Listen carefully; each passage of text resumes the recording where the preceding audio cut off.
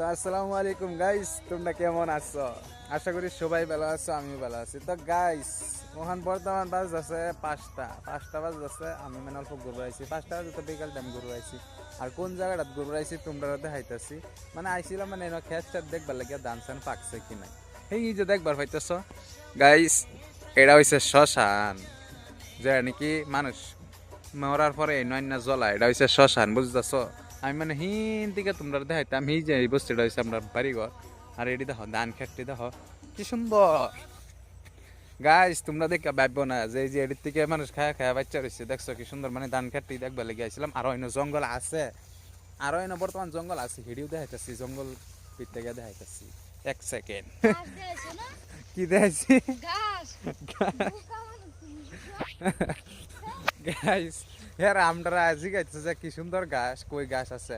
এই তো গাইস, তোমরা নিজে চোখে দেখবা, আমি কি মিছা কথা কইছিলাম? কি সুন্দর সুন্দর গাছ না এডি, কইছি যে এডি কাট না, এডি কাটতো না, এই যে বস্তা লয়ে যাইতেছে গা। তো গাইস এরকম বিকাল টাইমে মানে ঘুরবার লেগে কার কার ভালো লাগে অবশ্যই কমেন্টের মধ্যে জানাও। আর এই দেখছো ধান খেতটি, এটা কিন্তু একদম বিকেল টাইম, ধান খেতটি কিন্তু মজা হইছে। তো গাইস এই যে একটা বস্তু যাইতেছে, যে এটা হচ্ছে রয়্যাল হাউস। তো গাইস সবাই ভালো থাকো, সুস্থ থাকো, আল্লাহ হাফিজ। আর কার কার এরকম ব্লগ দেখলে ভালো লাগে অবশ্যই কমেন্টের মধ্যে জানাইবে।